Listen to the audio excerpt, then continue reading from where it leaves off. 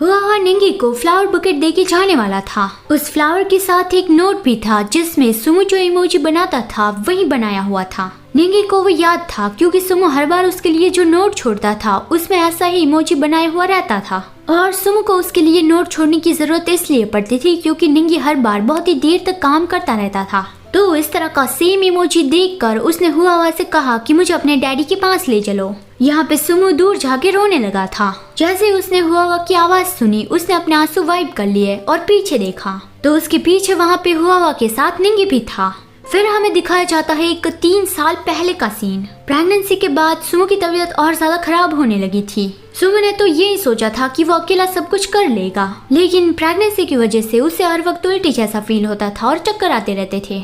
वो इतना कमजोर पड़ गया था कि बेड से उठ ही नहीं पाता था। उसे निंगी की फेरमन की जरूरत थी तो उसने निंगी को मैसेज कर दिया कि क्या हम एक आखिरी बार मिल सकते हैं, मैं बस तुमसे कुछ बात करना चाहता हूँ। निंगी मान गया तो फिर सुमो उससे मिलने जाने वाला था और वो बहुत ज्यादा खुश था। लेकिन जब वो निंगी के विला में उससे मिलने गया तब वो थोड़ा नर्वस था। वो सोच रहा था कि सुमो ये तुम्हारा आखिरी मौका है और उसने बेबी से कहा कि डरो मत, डैडी हमेशा तुम्हारे साथ रहेंगे। लेकिन निंगी ने बाहर आके तुरंत ही सुहान वाले सारे डॉक्यूमेंट्स टेबल पे रखे कि बताओ कि ये कौन है। इसी वजह से ही तुम मेरे क्लोज आ रहे थे, है ना? अपने फादर को जेल से छुड़वाने के लिए तुम मेरे साथ प्यार का नाटक कर रहे थे।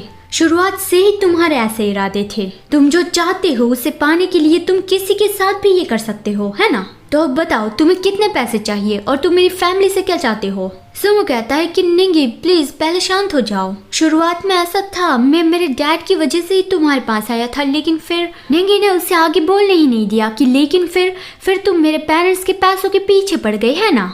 उसने सुमो का हाथ पकड़ के उसे धक्का दिया। अगर तुम मेरा एक बच्चा पैदा कर दोगे फिर तो तुम्हें और ज्यादा पैसे मिल जाएंगे। तुमने मुझे खुश करने के लिए कितनी ज्यादा मेहनत की है सुमो, मैं इमेजिन भी नहीं कर सकता, तुम उतने ज्यादा डिस्गस्टिंग हो। सुमो उसे कह रहा था कि निंगी मुझसे दूर रहो, लेकिन निंगी उसके और करीब आने लगा कि तुमसे दूर रहो। सच में क्या तुम यही चाहते हो? अभी तुम इस तरह का नाटक क्यों कर रहे हो? सुमो रोने लगा था और उसने निंगी को दूर करने की कोशिश की, लेकिन निंगी उससे दूर नहीं हो रहा था कि तुमने कहा था ना कि तुम एक बच्चा पैदा करके दोगे, तो फिर चलो मैं तुम्हारी वो ख्वाहिश भी पूरी कर देता हूँ। वो सुमो को उठाकर अंदर बेडरूम में ले जाने लगा।